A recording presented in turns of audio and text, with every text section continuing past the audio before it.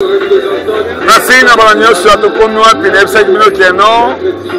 lelo eza le 19 parce que lobe eza dimanche to préféré kozala awa lelo pourquoi mpona kotalisa mokili ntango bato babanda bitumba yo ozalaka eloko esalinga mpasi ntango natelemi awa namoni mpenza bakolo histoire bayebi histoire bazoyeba moto alali kombo na ye me bazoyeba oyo awa te ayaki asimba ye ozomona me ya komona te Joseph Kabila atikela biso alternance cadeau c'est faux soki alingaka atika mboko na kimia na 2016 esalaki atika mpenza élection esalama. Merci na Franck Diongo héros vivant oyo élection esalema aza na boloko ayiba te boloko azolokwa mutu te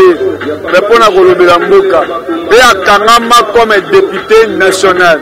obe minako président ya assemblée c'est-à-dire obe aza mutu ya koexplike biso ndenge nini azalaki président ya assemblée bakanga député moko boye oyo azalaki mpenza moko ya badepute ya koloba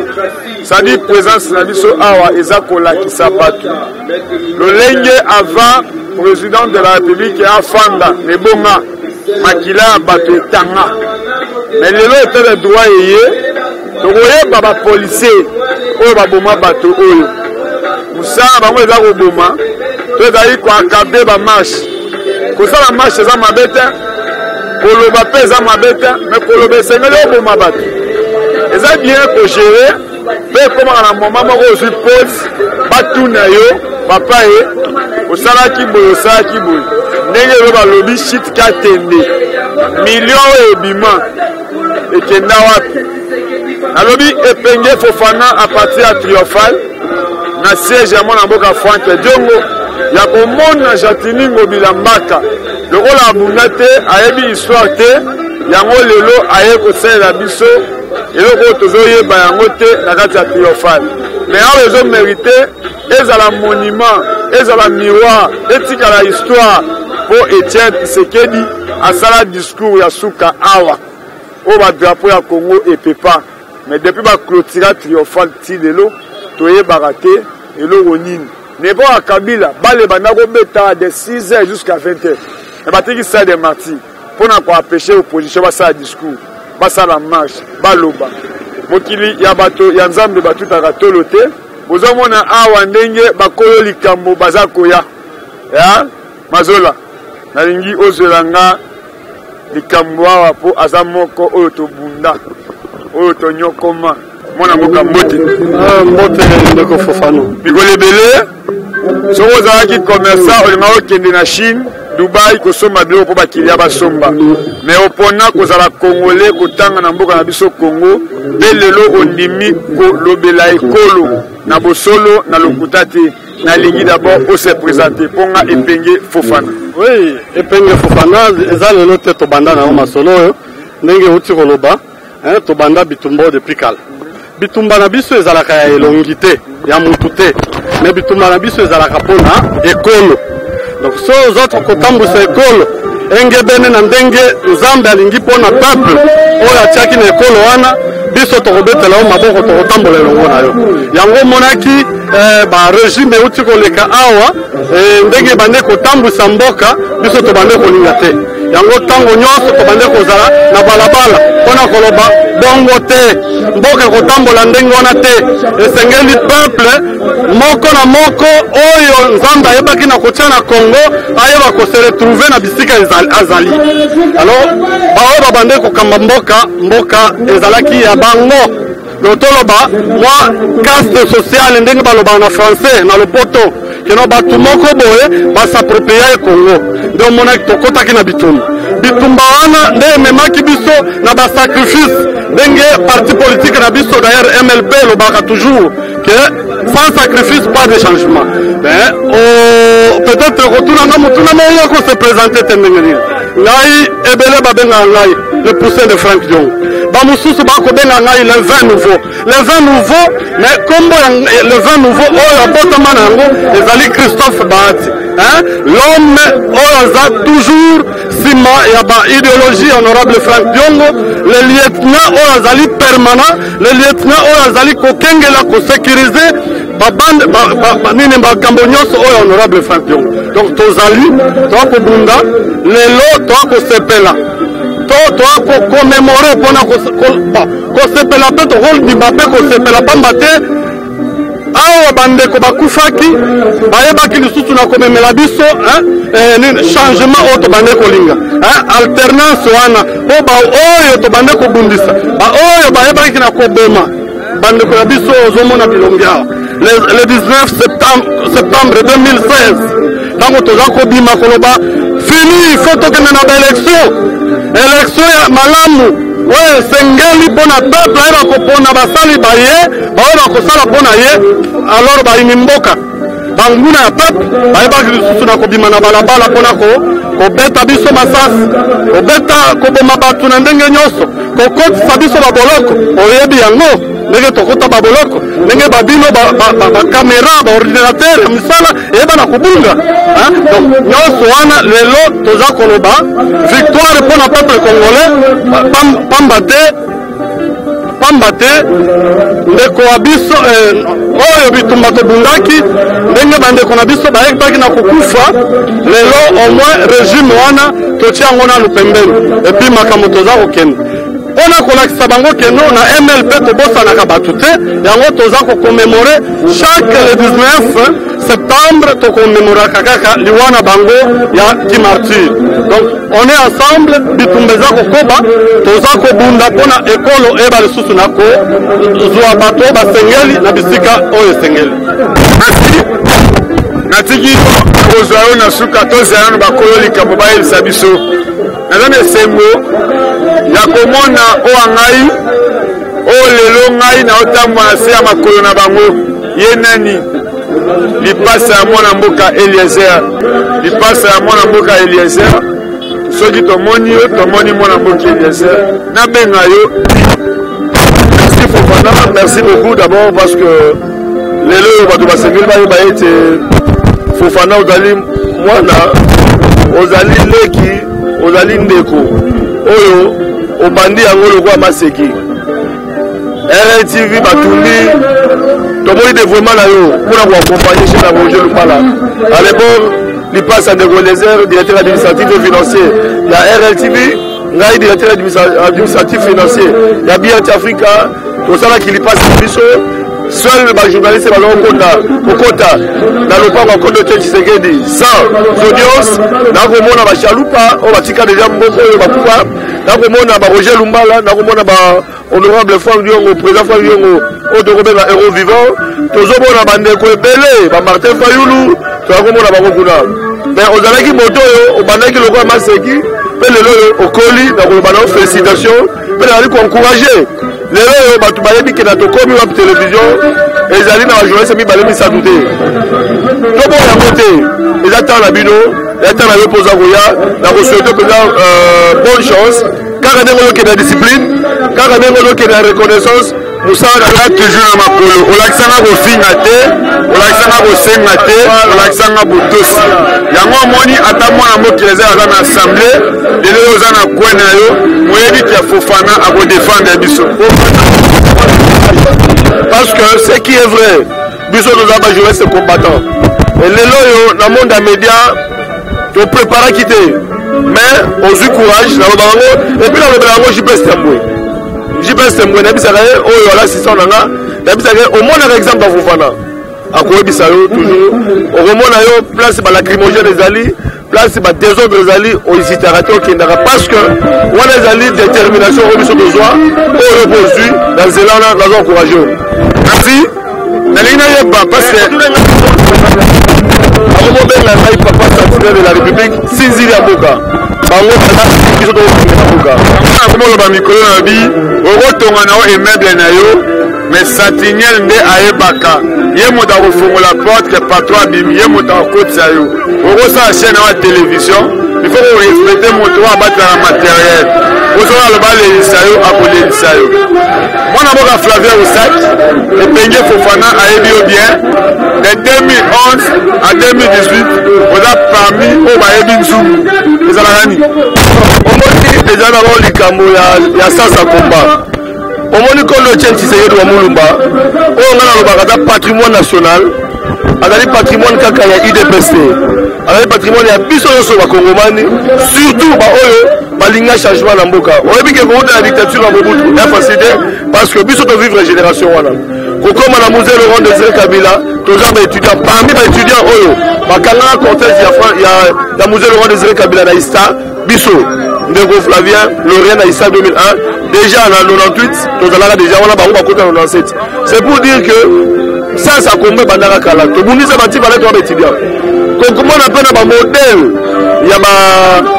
politique ya mboka na biso to tanga Fondiongo to tanga Roger Lumbala to tanga ebele pour ne pas citer ebele oyo ba bunda solo on to simba minduki Fondiongo ozora sasa bituma sasa simba minduki ya ngolo ba mais na komona azalu mumbise azana makila kimbangu azana molimo ya Tshisekedi essayer de accompagner parce que Bishopé tout ça na ngodo za tout ça étudiant yango monique na sasa combat na sasa lutte to monique Franck Diongo aki moto modèle pour nanga o secrétaire za pembe na ye bato belo mona ngo le roi voiture to zo malchance président na biso 2 ans et demi na prison makala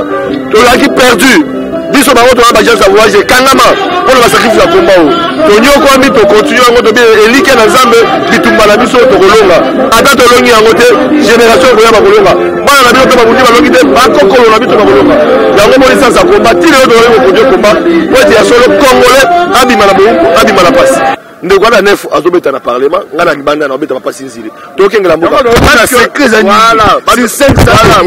wana lelo Eliezer wana ezali honorable Franck Diongo honorable ezali diversion ezabo koto parce que voilà il fallait bongo il y a contre la institution mais à que nous défendre mboka à que nous défendre la population on va voter qui c'est eux bagete négocier les députés les plus élus à Lukunga à la qui démonstration pour prouver qu'il bande non donc on va c'est la forêt ya bunya kisha ingeko ba été tous allons continuer combat yena kati nga libanda attaque sinzili et puis la génération tous na bino pour ya solo tolonga bitumba parce que non bitumba facilité bitumba ya souka parce que d'ici là si les a rebellé alors tout le yebi nzungo le basuko tous ya mbaba le été bande ko ba été le 19 septembre 2016 et alors mon colo ba opposant population balinga qui était changement ba réclamer qui élection Franck Diongo on azali mentor nanga on est président national à parti to décida qui to utanaye ko utambinza parce que ba axe kabona ki ba mususu lokwa ba fayulu fallait ba tchangu ba mususu fallait ba moamba ba ya ba tja komponga ba ye azwa ki kuna et puis na kobeta 7 pour comprendre que bon opposant nyoso to ba banda gouvernement ba ndaka na tchangu c'est difficile comme l'opposant à ban événement à banango na Lukunga on bandi quoi d'abord zone où les arabes mabe pour la Franck Diongo pourquoi parce que à cas déterminé au moment quand tu es pembeni wana centre supérieur za wana pour quitter on commence à kutoba mura bazana pour oleka wana o comme la bandane armement musique pour katsawa nous sommes le seul parti politique il y a opposition auto franchir ba étape nyonso si tu commences à l'enseignement, tu as qui plus de 12 personnes. Non, l'histoire est têtue. MLP a confié ça plus de 12. Ceux qui nous ont mouqué 12. Et puis, les alliés bateaux, ils ont la partie. Les alliés bateaux, au moins, ils ont ensemble. Balle perdue et je peut-être ne Komoro Azala qui n'a pas accompagné Binoté. Biso na MLP les 12 au moment va cercle na bango, bakena okunda bango, o tolela bango pour na tobenga bango martyr la démocratie, pour la réclamation élection, donc vous appelez les 12. Le seul parti politique qui opposition. Oyo et Bundaki armement zalaka na Kipwanza. Pour na kokota aux dégâts. On va aller sur le 5 de 6h à 20h. Il y a les 16 septembre, ils sont les Awana. Le seul parti, et puis dans le côté siège, c'est bon bango siège bato tumba le seul parti ezalaki MLP na mona mboka fwangi ngo liboso na fo oyo akufisi na ba maître ba garde na ye oyo akufisi na ba militant na biso longo to kota to awa ezali histoire ya ngo de 5 ans le jour pour jour et c'est to commémorer c'est ngela ki to sala ngo mukolo lobi dimanche mais bobi ngo dimanche ezali mukolo yo batu mingi bazana yenga yango bo to tiango lelo mukolo ya samedi po ete to commémorer to kanisa 5e anniversaire ba oyo bakufaki pona komba ba martyr na biso la démocratie oyo bakufaki pona ko réclamer élection na mboko po batu bakanisa ete élection de Joseph Kabila azalaka na volonté na ye te ezali fruit ya komba mwana mboka Flavien atiki yo mwana mboka bote omesana na mwana mboka Eliezer kotuna o mituna lelo epengie Fofana l'élève du main pe otuna ba question sentiment ezani sentiment ezali monene makasi nazo se présenter pour la banque bayibinga te babengi nga Willy Mwanza nazali interfédéral ya ville ya Kinshasa oyo babengaka gouverneur gouve lelo ezali journée commémorative ndenge baloba na lopoto eza mokolo monene mpona biso mokolo ya lelo ezorapele biso bamartire oyo bakufa ntina oyebi ke le 19 septembre na bango bayebelaki te na 2016 Tshisekedi abimisaka asenga biso carton jaune mais na carton jaune wana gouverneur Kimbuta alobi biso na pokwa ke marche eza autorisé tokoma na ntongo bato babimi nde eloko wana ekosalama ke bandeko na biso bakufa na banda na Sévigné à bout portant baboma 12 morts na date wana yango lelo mokolo monene tozala yango na biso nyonso tosangani po tokomemore date ya baoyo baza na nsima na biso bakufa mpona likolo ya démocratie mpona likolo ya Kabila oyo alingaka beta susu 3e penalty sentiment koyoka yo siko ayo koma place touristique ya kosalaka bafete ya commémorer mais tomoni Sarkozy a dirigé France batie ye devant mibeko batuna ye mituna bato baza bandeke te ata bameme na yo soki obomi yango bakotuna yo maintenant bokosala plainte te po bato baboma bato baza vivant no bapolisier basala baopération oyo baza lelo na Kinshasa eloko nini boza kokanisa po tomona sorti ya Frank Diongo alobaki alimbisi est-ce que bafamille oyo balimbisi bafamille balimbisi te la preuve est que lelo bokomona baoyo batikali baveuve batikali baorphelin bokomona bandeko biso bametre libaya basika bango bakozala batémoignage ekosalama awa état de droit yango nde mokonzi président Frank Diongo azobunda nango ntina suka komona tokomi te yango wana makila oyo bato bakufa ekokangaka un jour makila bato bakufa un jour